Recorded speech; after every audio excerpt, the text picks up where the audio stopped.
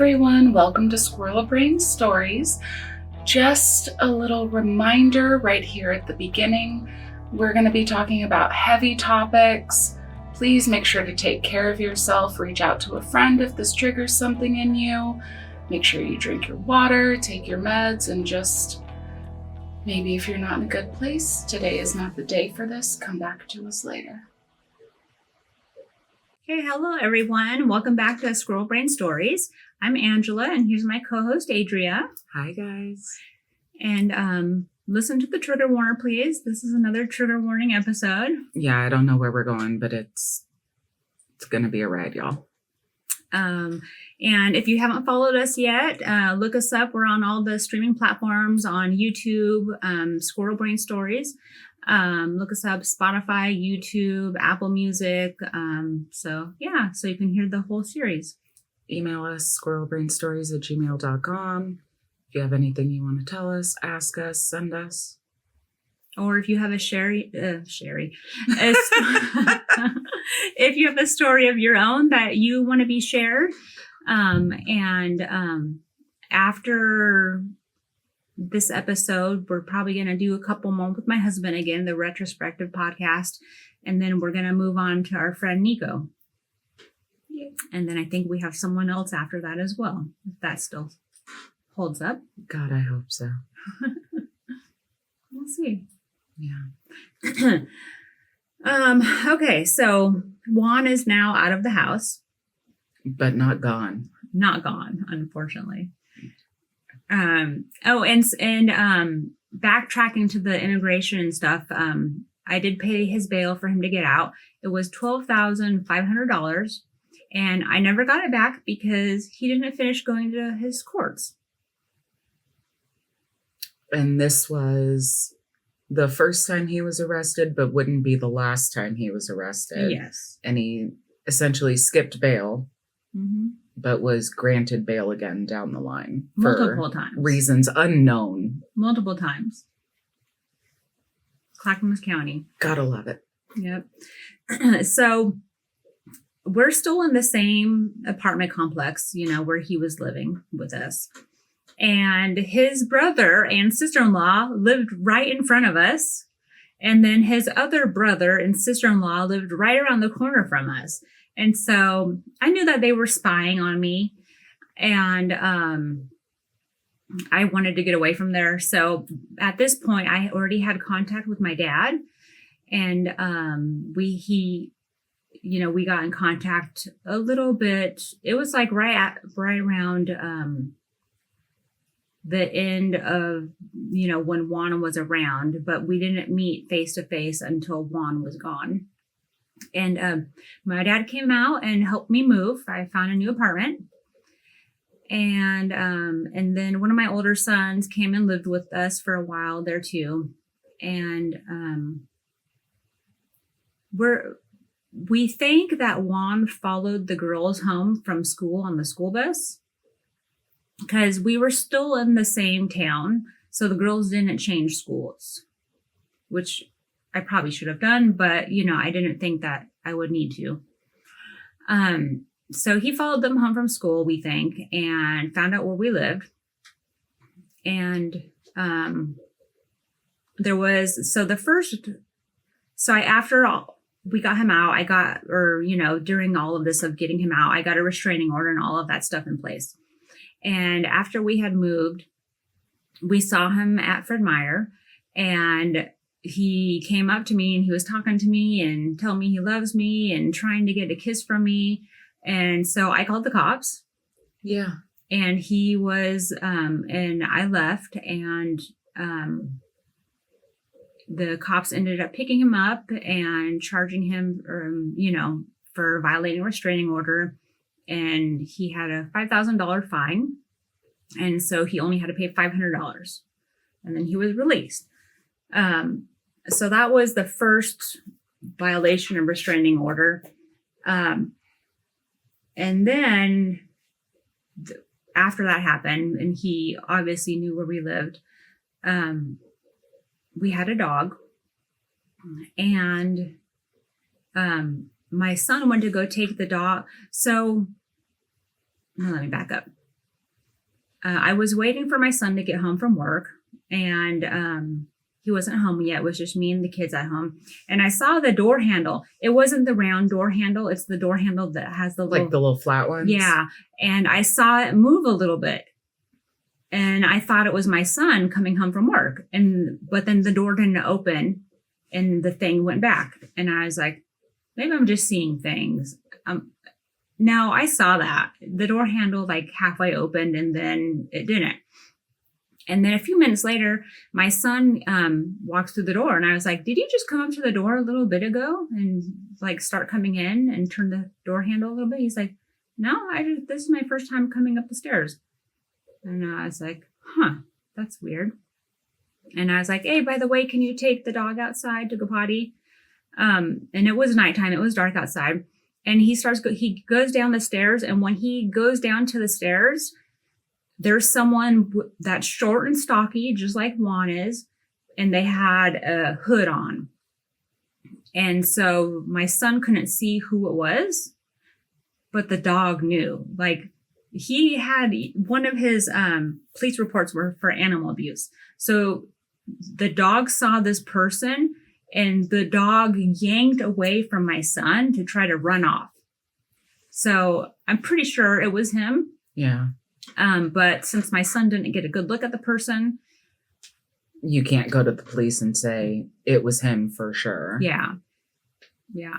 I did file a police report though, because I wanted them to be aware of it. Yeah.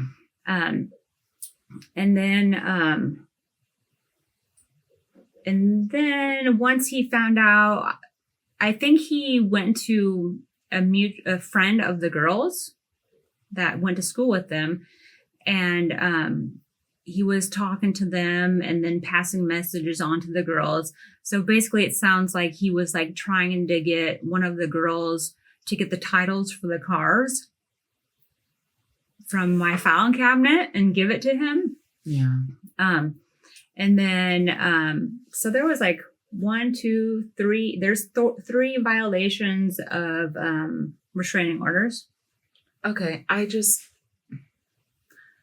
I want to pause right there because what the fuck is the point of a restraining order if when it's violated, nothing fucking happens? Exactly. Nothing happens. Yeah. And he even had a no contact order with the girls and he violated that 2 times as well. So 6 violations of a protective order, against me or the kids. Like, he kidnapped one of the girls one time. They were walking with their friend in the mall parking lot, and he saw them and drove his truck up to them really fast and it's like, get in the car. And my daughter's like, no. And he made her feel afraid and she got in the truck and he even took her friend too. Yeah. And he took them to where he was staying out in Hillsboro. And he took their phones away from them. So I called the police and I'm like, I don't know where my daughter is. She hasn't come home. And then later she calls me and says, Juan kidnapped me and I'm at McDonald's. Can you come pick me up? And so I went to go pick her up and I was like, what the fuck? And so I filed the restraint, I called the police and did the police report thing again and nothing happened. It's so hard to put faith in systems like restraining orders when he could have killed her. Yeah. He could have done anything with her. Yeah. And he did touch her inappropriately while he had her kidnapped. And the DA knew that. The DA. So with all of his things, 2 counts of sex abuse because he raped me twice. And 1, 2, 3, 4 violations of restraining order for me, 2 for the kids, and then 1 for animal abuse. The only charges that the DA had even gotten to court were 2 counts of rape and 1 count of assault in the 4th degree. There's no child abuse, no animal abuse, no violations of restraining order, except for that 1 restraining order he got arrested for. But other than that, nothing else ever came to the DA because I guess the rape and assault took precedent over the child abuse and animal abuse and other stuff. And so, but you would think if someone did those things, it would still go on their court record because they did those things. Exactly. It would do nothing but bolster their case. Yeah. And this is... And they knew, the DA's office knew that he was a threat. They had his, they knew about what happened in Mexico. Yeah. And like, they were concerned about him. They even paid for me to stay at a hotel one night with the kids when he was released from violating that first restraining order. So they knew he was a threat. Isn't that funny that they paid for my hotel? I just cannot stop thinking about, and I know we've talked about it before, the people who go, why don't you just leave? Mm-hmm. This is exactly why. You do all the things that you're supposed to fucking do. You put your faith in the justice system and say, okay, they're supposed to be here for me. They're supposed to be here to help, to protect, to keep me safe. And then they allow all of this to happen. Yeah. And just shrug their shoulders. Just, big fucking deal. He kidnapped your kid. So what? Yeah, I know. It's crazy. And like, even with the animal abuse, I took her to the Humane Society and she had a vet report and it said there was, she had a couple of fractures on her leg and one on her arm. And they said it was obvious that in the report, you could tell that she was abused. Yeah. And, he was so much of a threat that one of the times, and he had told me in text messages that I was on a hit list and someone was going to come and kill me. And he told the girls, that he was going to have someone kill me. And when we moved after he found out where we lived in Happy Valley, because I had a restraining order, I was easily able to break my lease. And you don't have to really give them a notice, or maybe it's like a week notice. I don't know, something like that. So you can get out of your contract. So I broke that lease and then I moved to Beaverton. And one day after work, I stopped at the Safeway behind my apartments and his brother was there. And I don't know if his brother followed me home or if he was with someone and he had them walk. I don't know. But anyways, Juan found out I didn't see him outside anywhere, but he said he knew where we lived in Beaverton and his brother Marcos had seen us. And he was sending more threatening messages to me. So I called the police and filed another police report because, we have a restraining order. He's not supposed to talk to me at all. He's not supposed to message me. Yeah. And again, you're doing the right thing. You don't have him blocked. You're letting him send these threatening messages so you can have a full paper trail of the threat that he poses. And still, he is still allowed to stay on the fucking streets. Mm-hmm. And when I called and filed that police report, they put a panic button in my house, in my apartment. So it was like this box and it had a button and I believe it had a remote control too. And if he were to show up, I was supposed to press the button and everyone within the vicinity would go there right away. It's cheaper and safer than that. The gun? Just fucking locking him up. Oh, yeah. I told you I was ready to be pissed off, but I can't.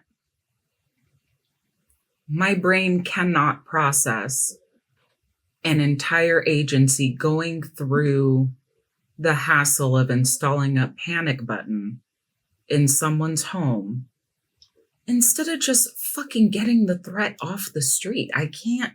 Mm-hmm. I am trying so hard to come up with a reason. Yeah, we haven't even got to the other parts. No, yet. We haven't. And it's fucking ludicrous. Yeah, I don't know how I didn't die in that time frame.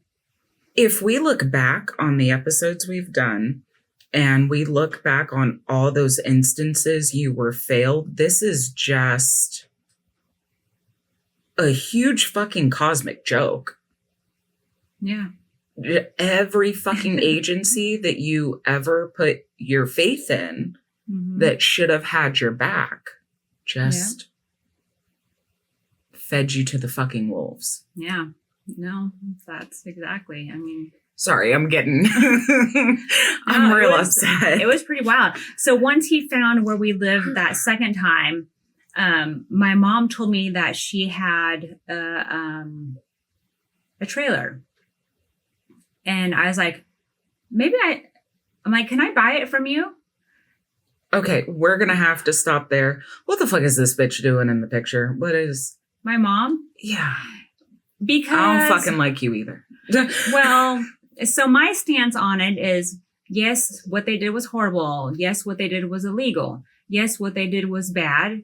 And no parent should ever do anything like that to their children. But I came to the conclusion that if she were to die one day and I hadn't forgiven her in my heart, I think I would feel pretty bad. So I wanted to at least have peace with the situation, with the fact that, yes, I was dropped off. Yeah, they didn't care about me. They didn't care what happened to me.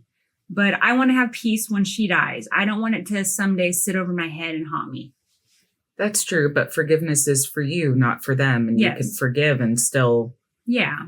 It's called loving from a distance. I'm going to love you from all the way over here because you are nothing but chaos. No, I know. I wanted to try to reconnect because I didn't know to what extent was really just Juan up in my head, making my family horrible and evil and making me not letting me talk with them, and how much of it was really because it was such a dysfunctional family and they really didn't care about me. And I think it's important to note too that this day and age that we're in, it's the age of traumatize them back, you know, as far as your parents traumatized you growing up. So when you grow up, you fucking cut them off. It is said so easily, the same way people read Reddit stories and go, oh, divorce, immediately divorce. Like, it's fun and cute to say, but in practice, it's fucking hard. Yeah, I wanted to give her the benefit of the doubt and see if she wanted an opportunity to get to know her grandchildren. Because up to this point, she has never, I think she might have seen her grandchildren one time. Yeah. So, you know, there were a few different things that I was trying to figure out with initiating contact with them again. So I found out she wanted to buy this trailer. And so I bought it from her, and this guy that I was dating, do you guys see the eye head roll? So this guy at the time that I was dating, I got this trailer and I'm like, okay, my husband knows where I live. I need to move out. I'm going to break my lease. And I bought a trailer, and you have a spot where I can park it. Can I come park my trailer at your place? So we moved into the trailer into his place. I only dated him for like a week or 2 weeks because one thing, his roommate had the Nazi sign flag in his bedroom. I'm real glad you didn't marry him. Just saying. And like it was so hard with the girls because, you know, the girls are half Hispanic and half white. And they were just so pissed when they saw that. And I was like, yeah, that's kind of sketchy. I don't want to wake up one morning and like all the kids be dead because they're brown. That's a divorce immediately kind of thing. That's I walked into the wrong room. So sorry. Don't mind me. I gotta go. Yeah. And then the other big thing was he ate his boogers. In public? In front of me? That's what I mean by in public. If you're going to do weird, gross shit, do it by yourself. Thank you. Don't do it in front of someone. Yeah. Some things. Oh, but he had a really good excuse for why. Because your nose catches the germs in your atmosphere. And when you eat your booger, you're getting that bacteria in you, and your body could fight off whatever bugs are floating in the air. I'm serious. That's his explanation for eating his boogers. Yeah. Okay. If you're an adult and you're doing that, just take it to your grave. Please. It's so disgusting. Take it to your grave. I'm not gonna judge. Just Ugh, I got chills. not even a deathbed confession. Just take it fucking with you. And so, after being there for a little bit, I started seeing all the stuff, that was going on, we did do a little bit of business together. I one time went to the car auction with him, and I bought 5 cars and from the auction, and we brought them back to his place. And I told him he does the mechanic work, anything that's needed, I pay for the parts, and then we split the profit half and half. So we did those 5 cars and made some money. And then I bought a pressure washer trailer and ended up selling that. But he didn't have like a real job. And he was a biker, and he was in one of those, bad biker bands. Oh, like a Hell's Angel type thing where he thinks he's an outlaw. And he had gone to jail. He had a felony. And I think that lasted like 2 weeks, that whole thing, maybe a month, where I had my trailer there until I found somewhere to move it. Yeah. So anyways, I started talking to this new guy, and he was really nice, and he had a truck.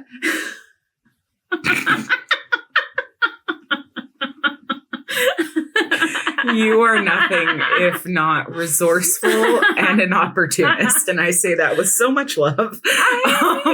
You know what? There's only a few times, okay? You know what? You did exactly what you had to fucking do. I had to be resourceful because, how do I get out of these fucking situations? I'm going to excuse the shit out of this. Yep, you did exactly what you had to do to get to where you are now. So then, so this new guy that I'm talking to, he comes and picks up my trailer for me.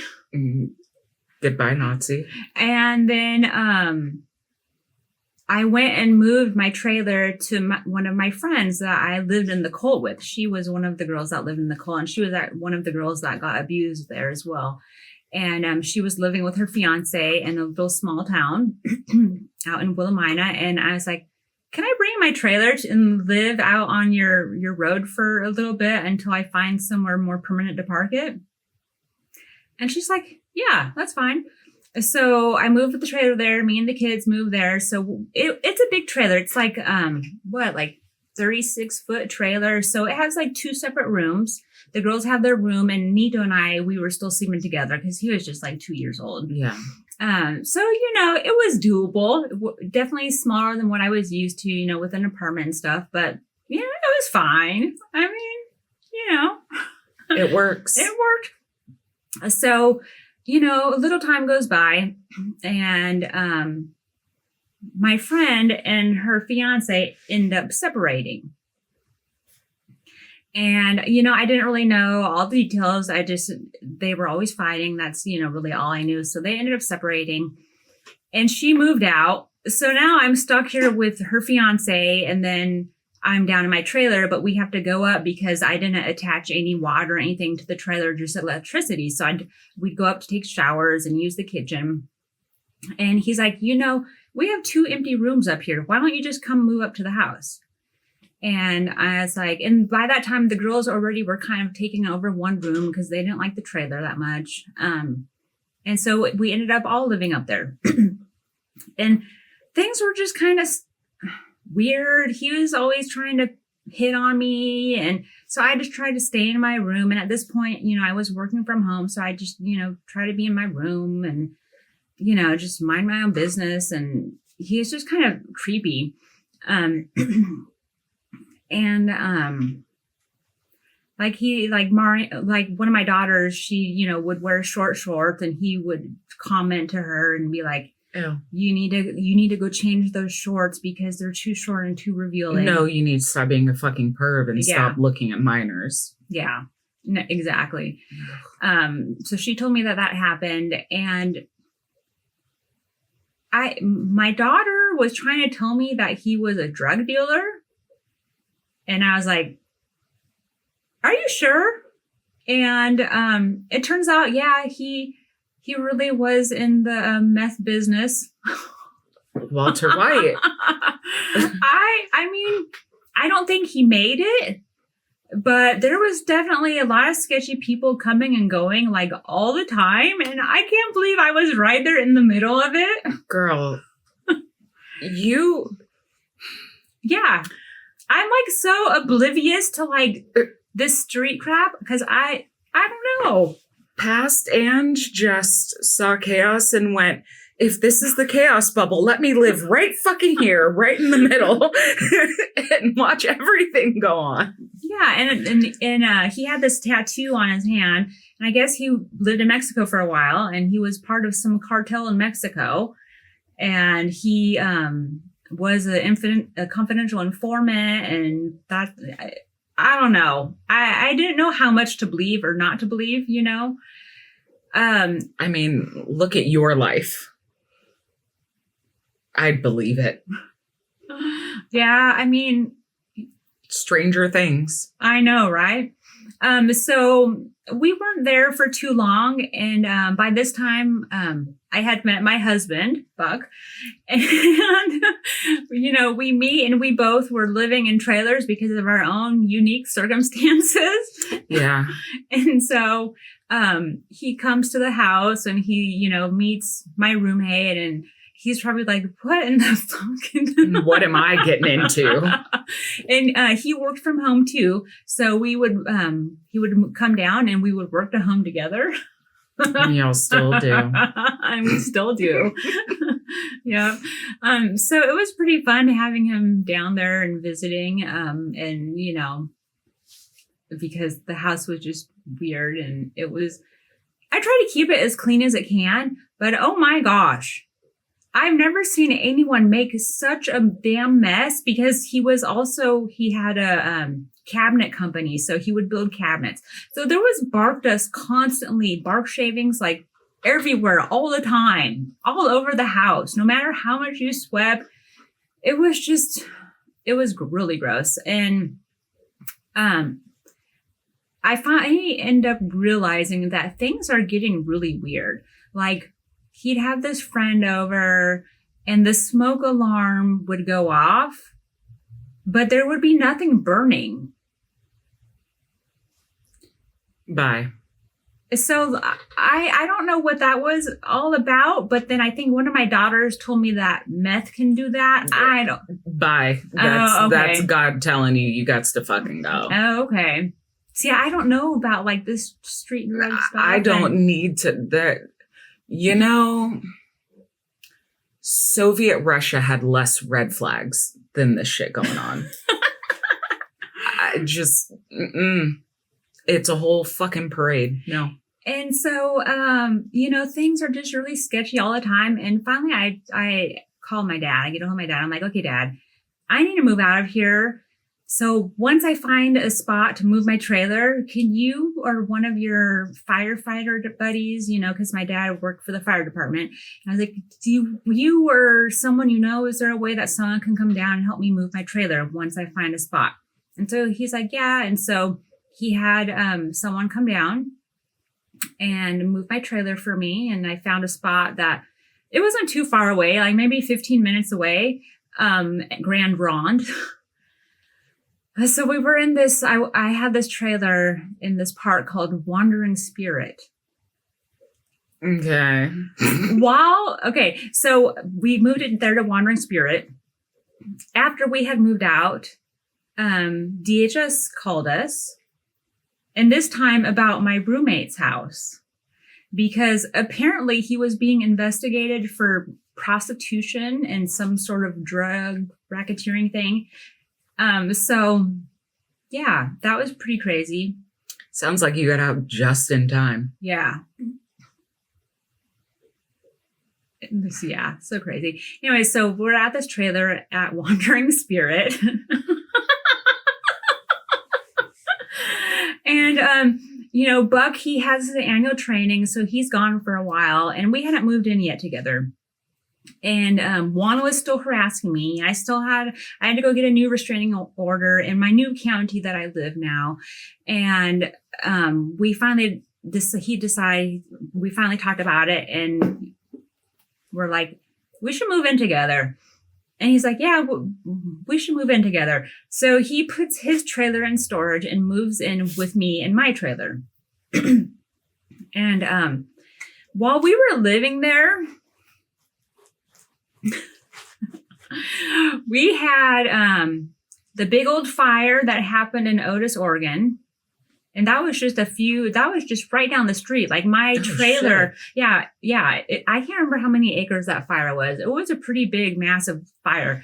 And they had the evacuation tape before our trailer. So like we were in the evacuation zone area, but, or were we like, I think maybe we were right before the evacuation zone. That's what it was. We had to go past the guard people, but we were right before the blockade.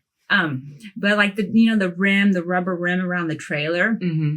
It was like this yellowish brown color because of all the smoke in the air. It was so smoky. Ash was like snowing. Yeah. So Buck he hadn't moved in with me yet. And so we went to go stay down at his little tiny trailer for a few days while things cleared up. And, so we did that and we came back, and then Buck finally moved in when he came back from his annual training.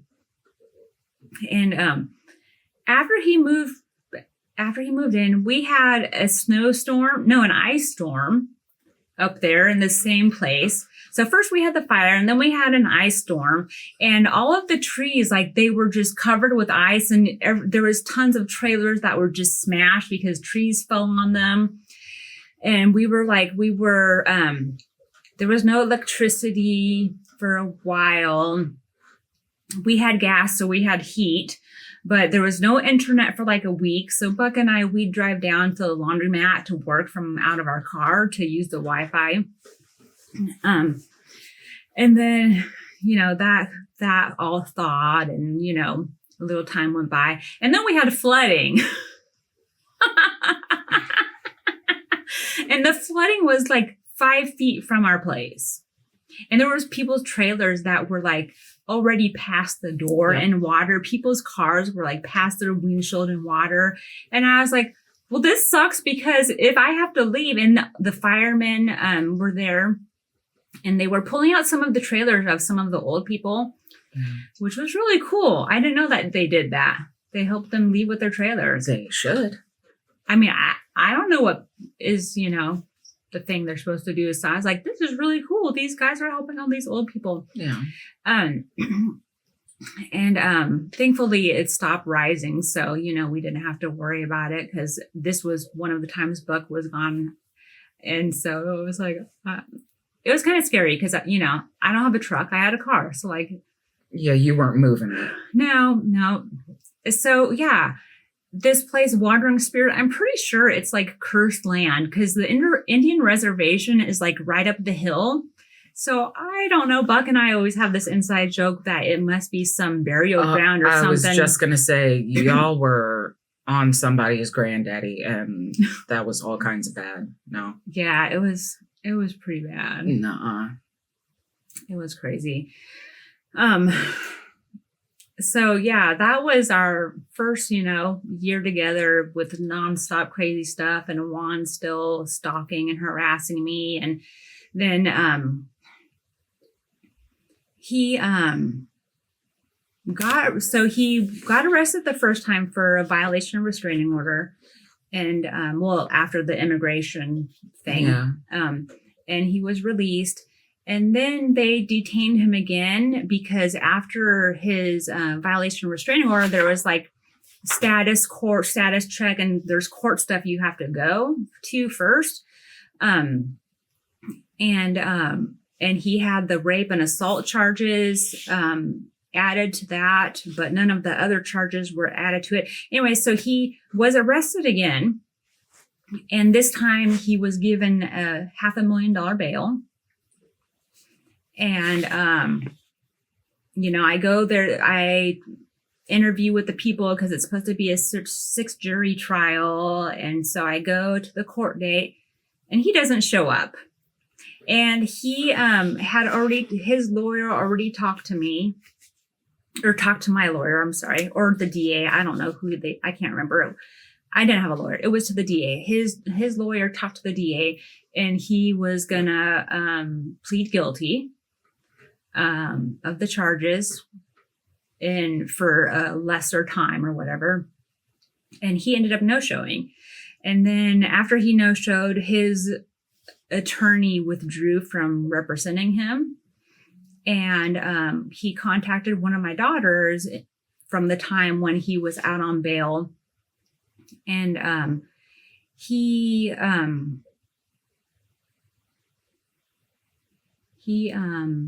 let's see, he contacted her when he was out of jail, and I think he was getting ready to escape to Mexico. And he was trying to convince her to go to Mexico with him. So he was violating the no contact order to, be in touch. And she was supposed to meet him somewhere, and he was going to fly her down to Mexico. I think they were going to fly. Maybe they weren't going to fly, but he was going to be taking her to Mexico. And she ended up getting nervous because he was just a little sketchy, and she knows his history, and she probably realized, wait, I don't want to be with him. And shouldn't there be a fucking bench warrant out? You shouldn't be able to get on a plane. Yeah, so maybe he was going to drive. No, there was a bench warrant out for him. And so he never showed up for court. And they let him out on a $500,000 bail. And then after, he probably got bored of being down in Mexico. And they end up catching him coming up from Mexico. U.S. Border Patrol agents arrested a Mexican national with warrants in both Mexico and Oregon for homicide and rape. And so it says his name here, Juan Espinosa Burgos. And they extradited him back to Oregon for his crimes. Well, once he was back in Oregon, you're never going to guess what they did. I know what they didn't do. So when he was back in Oregon, the district attorney and victim assistance people from the courthouse called me and told me they had him back in custody, and that this time they weren't going to give him a bail. Well, what happens? The Maury judge said that was a lie. The judge gave him another $500,000 bail. Because he did so well with the first. Right? And they caught him. So not only had he skipped out on his first few bails, has a bench warrant, they catch him coming up illegally, and he gets another $500,000 bail. And then flees the country again. So right now, apparently he's in Mexico, but I was in communication with one of his baby mamas, because since our divorce, he has 4 or 5 more kids now at this point. Is what I've been told. I don't know. But his one of his baby mamas in Mexico contacted me a year ago now, and I think she was trying to get me to get his arrest warrants for the U.S. and send her down them, because she was afraid of him after she had her baby. Yeah. And so she was in contact with me for a little bit, but Oregon we play well with Mexico, but Mexico doesn't play well with us. They're not going to, typically on these kind of charges, they're not going to extradite someone out of Mexico. Yeah. It's a lot of paperwork is what I was told. Well, and honestly, what would the point of extradition be? They didn't do anything when they fucking had him. Yeah. And so she had told me that he was planning on going back up to San Francisco.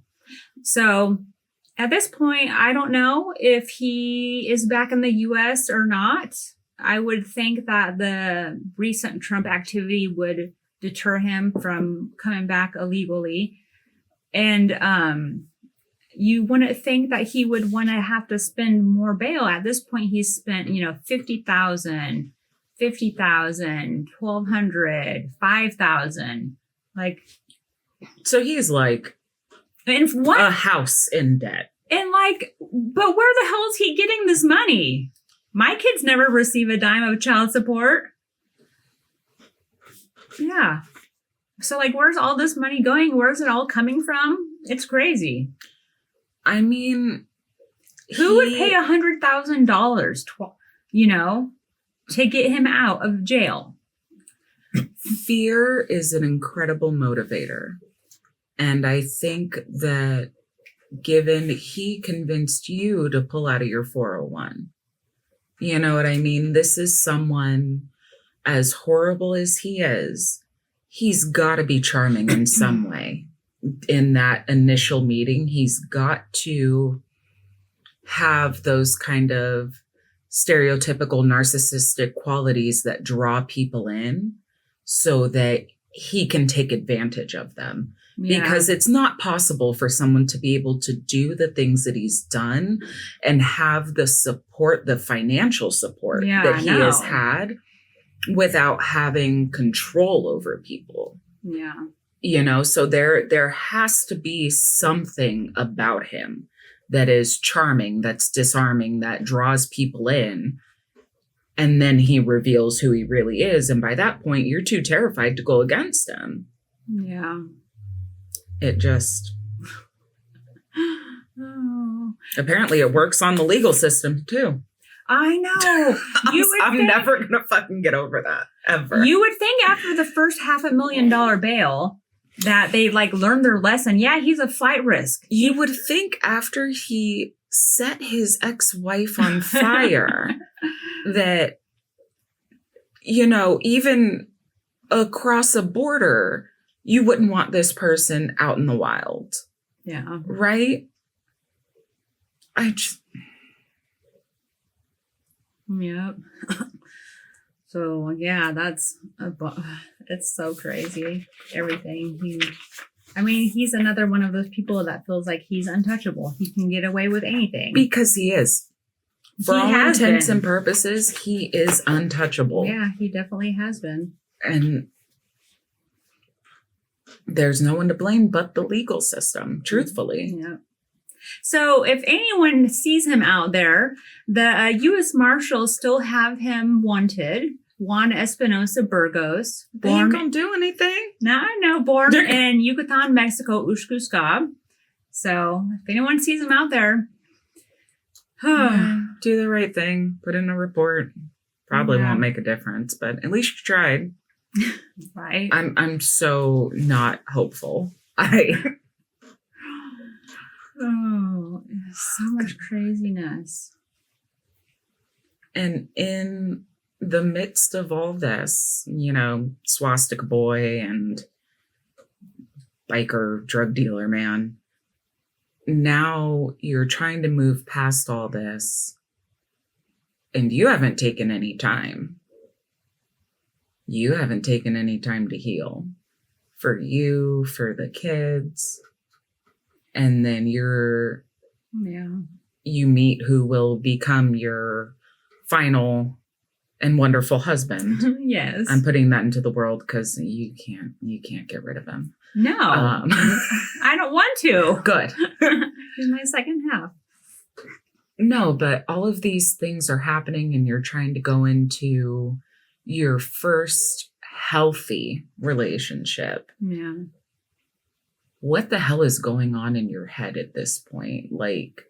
As you move through parenting, as you just live day by day, as you try and have a romantic relationship with someone who treats you like an equal, not like an extension of them. Well, I don't know if he even treats me like an equal, because I feel like he praises me and treats me like a queen.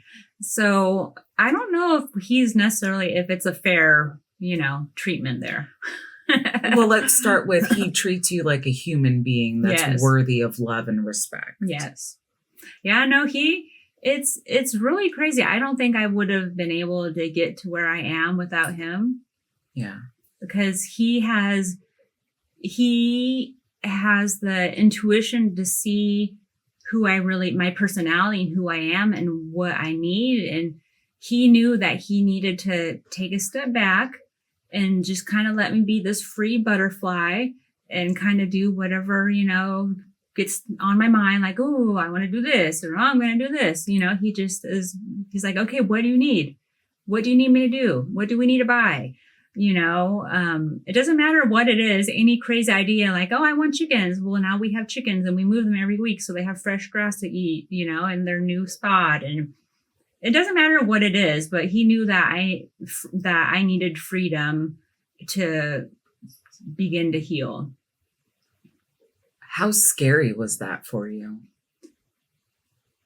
Well, being by myself for a while, and the whole, we're trying to get over, 20 years of my life, 30 years of my life being controlled by other people, it was really hard to actually let him do things for me and do nice things for me. Cause I felt like I didn't deserve it, or it just felt so weird. It was impossible to accept any help from him. And I know with me and Wyatt, sometimes it felt like it was too nice and I should be waiting for the other shoe to drop. Does that make sense? Yeah. Like he does something super sweet and thoughtful, and then it's like, okay, when's it coming?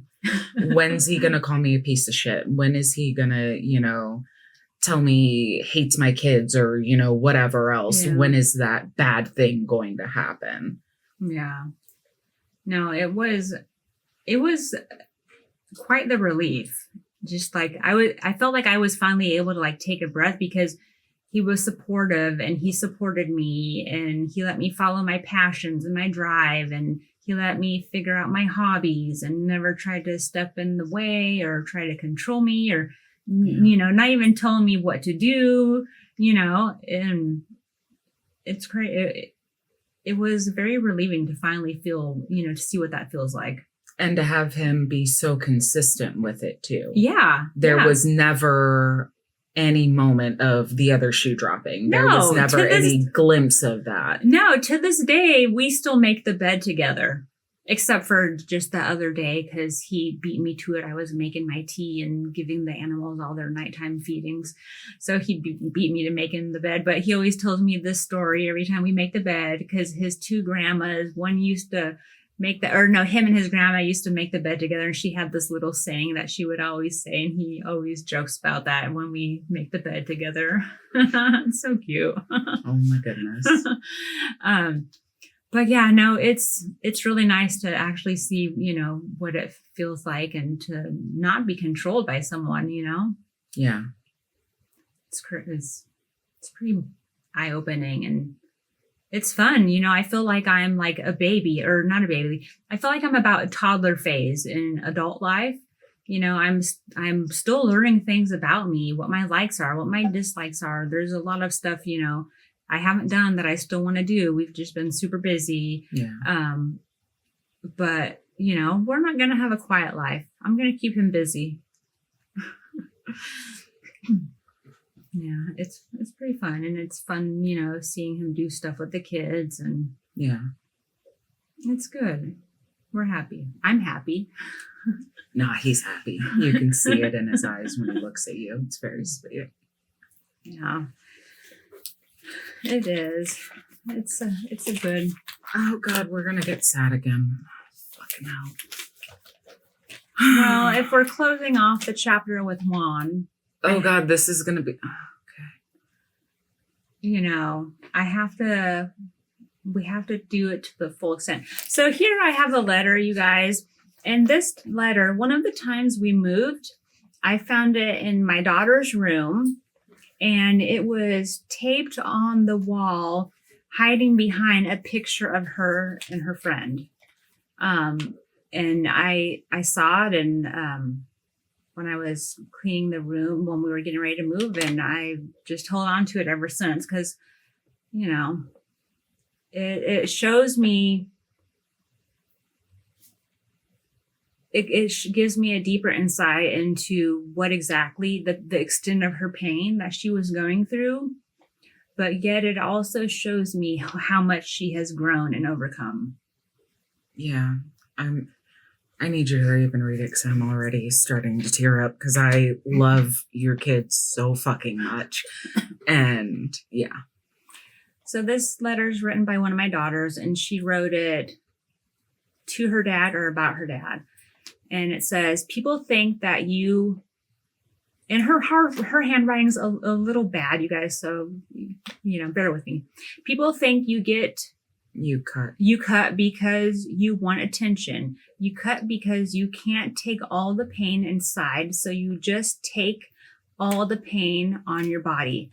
Yes, they're hurting a beautiful body, but the pain has been inside your body for so long that you think it's time to get rid of that pain and hurt yourself. I started actually cutting when I was in 4th grade. What my dad, Juan, did was not right. I cried almost every night for what he's done to my dog. He's left bruises and scars on my body. Could you not fucking control yourself? You stupid bitch. The reason I fucking cut, you're the person why I fucking took pills. Everything is all because of me, huh? Everything is my fucking fault. Yep, I should have killed myself when I had the fucking chance to. I should have slit my fucking throat. That's no pain. There's no pain. There's no point of fucking living. You should have fucking killed me already, bitch. So what if I die? I fucking die. That's it.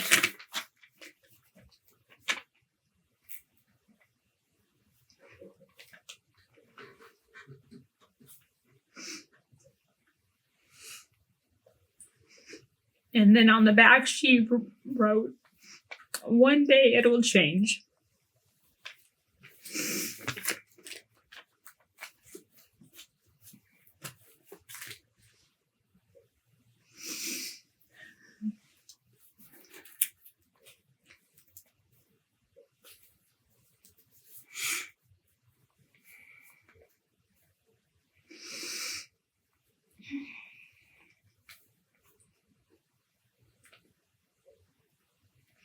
Like I said, I'm so proud for how far she's come. She's definitely made me very proud, and it's hard to hear how much pain she was carrying around because, she was not the type that would voice it. So this was like, when I saw this was the first insight to truly seeing how she felt. All the things that she didn't say, all of her feelings, all of her pain.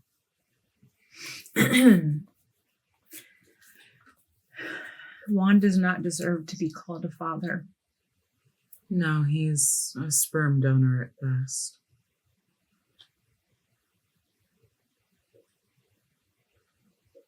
For someone to put their child through this kind of stuff after all the trauma they already went through, and it just is, it's painful. But they're like you. They went through a lot. And they stumble. They're human. Yeah. But they are so incredibly strong. Yeah. And I was talking to my daughter that wrote this a few weeks back, because when I came up with the idea to share this letter on the podcast, I wanted, since she's an adult now, I wanted to, make sure it was okay with her. and get her thoughts about it, and see what she said. And she was okay with, first she was like, what letter are you talking about? Because it has been so long since she wrote that letter. Now this is the 4th grade, and now she's an adult. She's in her 20s. Yeah. So she's like, what letter are you talking about? And so I'm like, it's really hard and it's really sad and painful. And you wrote it. If you want, I can send you a picture of it. And so I sent her a picture, and she was like, you know what, Mom?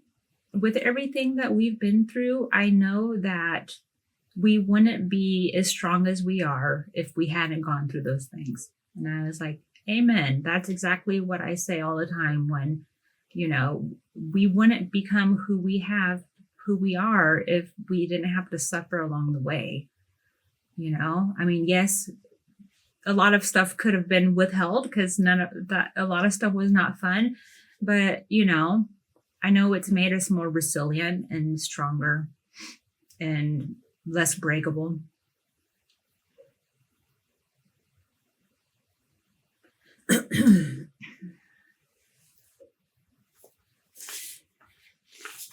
And I think, so yeah, who knows if Juan, I believe in karma, one day he'll get his if he hasn't already. Yeah. Whoever takes care of it will be doing a great service. Yep. And I think we leave him where he belongs when we close this chapter and we move forward. Yep. I agree.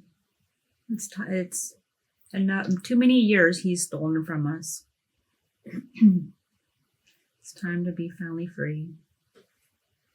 It was a long road, but we deserve it and owe it to ourselves. Yeah. And I'm sure you'll touch on a little bit more in depth with the kind of the last little pieces we missed. Yeah, I'll have him listen to them and he'll get some questions ready and we'll have our little retrospective podcast thing. Yeah. But just, yeah, take care of yourselves, you guys. Yes. Okay, everyone. Again, if you have questions or comments, feel free to reach out to us at squirrelbrainstories@gmail.com. And you can find us on YouTube, Spotify, Apple Music, TikTok, Instagram, Facebook. You can Google all the places. You can even Google Squirrel Brain Stories and you'll find us somewhere. Yes. And so, or if you are a victim of a cult or, cult situation or, trying to get away free from an abusive, husband or whatnot, if you have a story you'd like to share with us, reach out. We're here to support each other because the more people that are, hearing this and hearing our secrets, the more weight is off of our shoulders, I feel. So, until next time, you guys. Bye.